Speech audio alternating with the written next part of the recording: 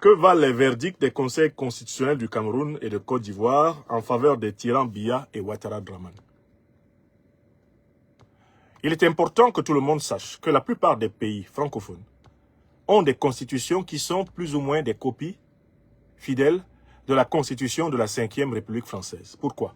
Parce que ces pays de l'Afrique dite francophone ont été fondés par le tracé colonial français et ont reçu leur première loi fondamentale des experts constitutionnalistes français.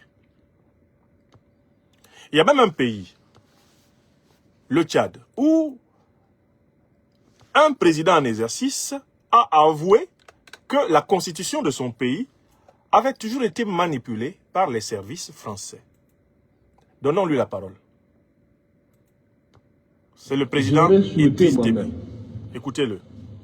En 2002. Oui. M'arrêter, comme j'avais promis en son temps, au second mandat. Ouais. Hein, c'est-à-dire, en 2006, je devrais céder, en fait, disons. Il y a 10 ans. Au suivant. Très bien. La guerre a éclaté. Le mercenaire avait attaqué, il demande ici la vie. Le pays était en guerre. Vous comprenez? C'est feu Idriss Déby. Attendez, s'il vous plaît. C'est lui qui parle. Et comme je dis dans la politique africaine, oui, la France intervient souvent. Très bien. Et je le dis haut et fort. Tout à fait. La France a intervenu. Je dis bien, je n'ai pas demandé. Je dis, je ne peux pas de changer la Constitution. Pour l'histoire, je dis bien. Bongo n'est pas là. Bongo père, je dis bien. C'est à Paris. J'ai refusé. Et je n'ai pas fait la campagne. Qu'est-ce que vous voulez dire? C'est la France qui vous a poussé à continuer? C'est toujours la France qui fait, et c'est toujours la France qui critique, et c'est toujours la France qui est derrière. Et en 2016, la France n'était pas derrière votre Écoutez-moi candidat. d'abord, s'il vous plaît. Ce que vous voulez dire, c'est que c'est Paris qui vous a poussé à Laissez-moi continuer? finir. Laissez-moi finir. C'est dur, hein? Comment on appelle, ils appellent le constitutionnaliste qui est venu ici. Il s'appelle Charles Debache. Charles Debache. D-E-B-B-A-S-H. J'ai dit, je ne change pas. Ils ont passé par leur arcade, puisque l'Afrique, pour la France, il n'y a rien de, qu'on appelle de caché. C'est intersemé. Passé par les uns et les autres, ils ont changé la Constitution. C'est Donc, pas, ce que vous dites clairement, pas Déby qui a changé la Constitution. Ce que vous dites clairement, c'est que c'est Paris qui vous a forcé la main pour rester au pouvoir. J'ai dit que en tant que soldat, j'ai donné ma parole d'honneur en son temps de quitter le pouvoir en 2006. Il y a deux choses qui sont intervenues. La guerre, évidemment. La deuxième, c'est la France. Ok, merci. Alors, je citais cette pièce, cette archive historique du président Déby qui date de 8 ans, d'il y a 8 ans, devant les journalistes de France 24 et de RFI, pour que vous sachiez que les constitutions de l'Afrique francophone, pour l'essentiel, sont des constitutions issues de la volonté de la puissance coloniale et néocoloniale française. D'ailleurs, ces constitutions ont fait par la suite l'objet de plusieurs manipulations initiées à partir de Paris. Ça, c'est un premier fait.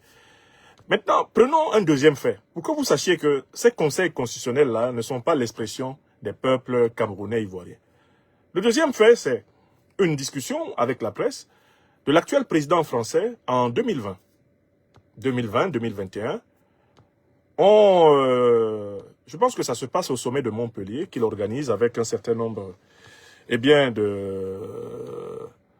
d'Africains conquis à la cause du néocolonialisme français. C'est lors du fameux sommet de Montpellier.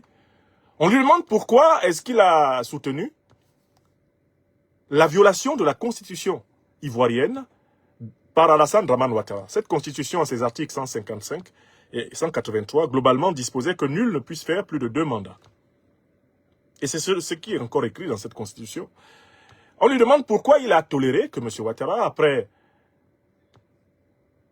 avoir pourtant garanti à tout le monde qu'il respecterait la limitation des mandats constitutionnels, pourquoi est-ce que lui, le président Macron, a accompagné Alassane Dramane Ouattara dans le coup d'État électoral de 2020? Réponse du président Macron, président de la République française, garant de la Constitution de la République française, héritier de la 5e République. Le président Ouattara s'est retrouvé devant un cas de force majeure, dit Emmanuel Macron. Le candidat qu'il avait choisi, Amadou Gon Coulibaly, est mort pendant la campagne. Il n'avait pas eu le temps d'en choisir un autre. C'est pour cela qu'il a été obligé de violer la Constitution et de se porter candidat. Vous entendez ce qu'a dit le président Macron? Le président Macron, par cette explication saugrenue, inacceptable en droit constitutionnel, inacceptable dans une dissertation de droit, dans quelque université que ce soit, par cette argutie, le président Macron a avoué le mépris traditionnel que les dirigeants français ont pour les constitutions africaines, puisqu'ils savent que ces constitutions sont des fétus de paille issus de leur propre imagination. Je vous donne ces deux éléments d'appréciation pour que vous compreniez ce que sont les constitutions des républiques héritées du colonialisme français. C'est le cas de la Côte d'Ivoire, c'est le cas du Cameroun. L'actuel président de facto de la Côte d'Ivoire, l'occupant de la Côte d'Ivoire, le président illégal et illégitime, le criminel d'État, le satrape reptilien Alassane Dramane Ouattara, est un pur produit du néocolonialisme français. Il doit sa carrière à la Banque de France, il doit sa carrière de fonctionnaire monétaire à la Banque de France, il doit sa carrière de chef d'État à l'aide de l'armée française. Il n'aurait jamais pu gouverner la Côte d'Ivoire sans la participation directe de l'armée française. C'est un pur produit du colonialisme français. Alassane Dramane Ouattara. Donc, quand ce monsieur-là invoque l'autorité du Conseil constitutionnel, vous devez savoir qu'il invoque une tradition instaurée par le colonialisme et le néocolonialisme français, le mépris des constitutions. Prenons Biya Paul. Qui est Biya Paul? Paul Biya est un pur produit du colonialisme et du néocolonialisme français, comme Ouattara. C'est un certain docteur Louis-Paul Ojoula, colon français du Cameroun, qui recommande Biya et le fait entrer dans la classe politique camerounaise après ses études à l'école coloniale française, école des hautes études d'outre-mer, école coloniale. Biya est intégré dans l'administration camerounaise en 1961 comme proche collaborateur de l'autre suppôt du colonialisme français, Amadou Ahidjo, qui lui avait été coopté et introduit dans la haute hiérarchie politique camerounaise par un administrateur civil colonial français nommé Guy Georgy. De 1961 à 1982, Biya est un proche collaborateur d'Amadou Ahidjo. En 1975, il en est même devenu le Premier ministre et le dauphin constitutionnel. D'ailleurs, quand François Mitterrand est élu en 1981, président de la République française, il se souvient d'une dent qu'il avait gardée contre Amadou Ahidjo, quand celui-ci l'a empêché de venir comme avocat défendre Ernest Ouandié, qui sera fusillé le 15 janvier 1971 pour avoir revendiqué l'indépendance totale du Cameroun. Fusillé à Bafoussam. Donc, quand Mitterrand arrive au pouvoir en France, il ordonne à Ahidjo de dégager. Parce que ce sont les dirigeants français qui ont imposé tous ces roitelets-là. Il ordonne à Ahidjo de dégager et de céder le fauteuil à Biya. Biya doit son fauteuil à Mitterrand. Voilà pourquoi en 1986-87, dans une interview à la radio-télévision camerounaise, Paul Biya se présente comme le meilleur élève de la France. Alors, c'est important que vous sachiez que Biya ou Ouattara, c'est des produits du colonialisme et du néocolonialisme français. Et c'est vrai de certains de leurs opposants, dont je ne parlerai pas ici. Le Conseil constitutionnel du Cameroun, à la suite de celui de Côte d'Ivoire, se réunissent donc pour proclamer, à l'issue des soi-disant élections du 12 octobre et du 25 octobre, M. Biya et Ouattara Dramane comme soi-disant président de la République. Mais qui a nommé les magistrats du Conseil constitutionnel? Tous les magistrats du Conseil constitutionnel camerounais sont des obligés de Paul Biya. Certains n'hésitent même pas à monter leur carte de membre de son parti. C'est le cas du président du Conseil constitutionnel. Pareillement, tous les magistrats du Conseil constitutionnel ivoirien sont des obligés d'Alassane Dramane Ouattara. Et ce sont des membres du RHDP, connus comme tels depuis très longtemps. Adam Maferima, Traoré ou Touré, elle n'est pas une trouvaille. Donc en fait, ils se font proclamer président élu, soi-disant donc, du Cameroun et de Côte d'Ivoire par eux-mêmes. C'est une autoproclamation, car l'institution constitutionnelle n'est pas indépendante au Cameroun. L'institution constitutionnelle n'est pas indépendante en Côte d'Ivoire. Le président du Conseil constitutionnel, c'est le porte-parole du soi-disant président de la République. Donc, en fait, le président de la République se sacre lui-même. C'est un peu comme Bokassa. Il prend la couronne et c'est lui-même qui se la pose sur la tête.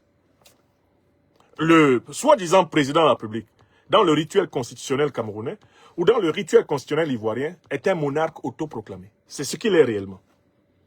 Car quand on regarde ce qu'ils ont appelé élection, on se rend compte que cela ne remplit aucune des conditions pour que le mot élection soit prononcé.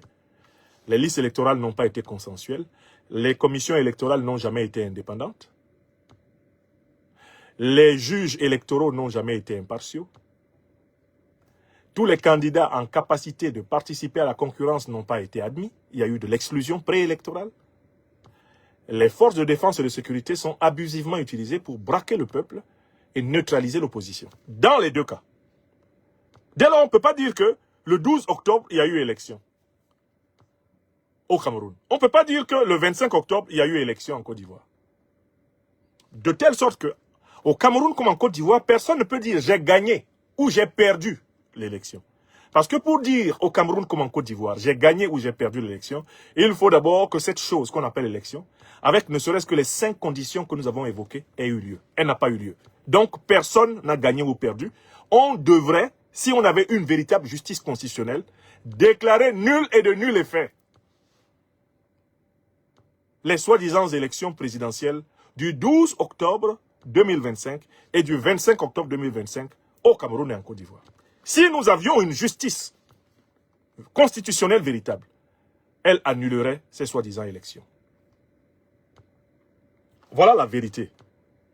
Alors, maintenant qu'on sait que les conseils constitutionnels ne valent rien d'autre que les dictateurs eux-mêmes et que ces conseils ne sont rien d'autre que leur propre porte-parole, on sait donc que les décisions de ces conseils sont aussi nulles que la manipulation dont ils sont l'émanation.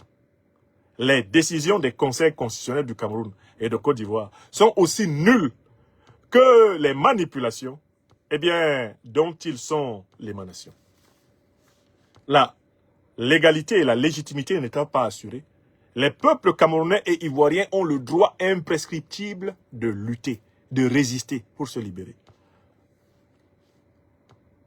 Les sociétés civiles et les forces de défense et de sécurité de ces deux pays ont le droit légitime, permanent, de résister jusqu'à la chute des dictatures. Voilà la conclusion incontestable à laquelle on doit parvenir. Africaines, Africains, ne nous laissons pas impressionner par les perruques que portent ces nigauds. Ne nous laissons pas flatter par l'apparente solennité de leurs attitudes affectées. Ne nous laissons pas impressionner par le visage apparemment solennel, grave, sérieux de tous les gugus et de tous les oligarques corrompus qui participent à cette ubuesque cérémonie de consécration du mensonge. Nous devons considérer tous les magistrats de ces conseils constitutionnels corrompus comme autant coupables que les dirigeants qui les ont stipendiés. Et la révolution camerounaise et la révolution ivoirienne devront juger les juges. Première recommandation. Tous les magistrats qui ont cautionné les mascarades électorales dans tous nos pays doivent passer au tribunal. Il faut une redevabilité des magistrats.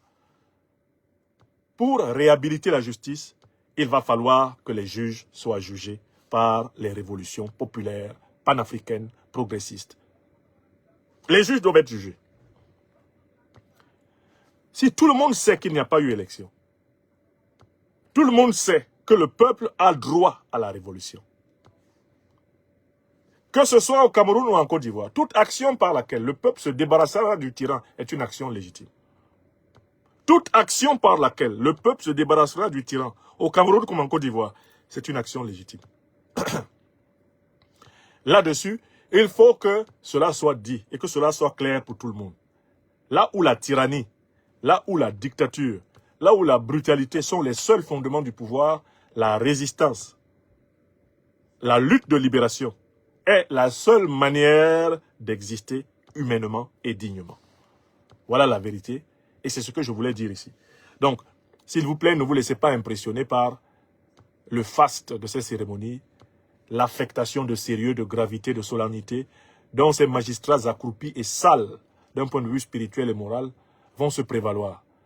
Ce sont des scènes ubuesques, ce sont des comédies tragiques, ce sont des minableries. Et tous ces magistrats, sans exception, seront conduits devant les tribunaux. Quand leurs parrains et tortionnaires de nos peuples ne seront plus au pouvoir. Voilà la vérité dans cette affaire.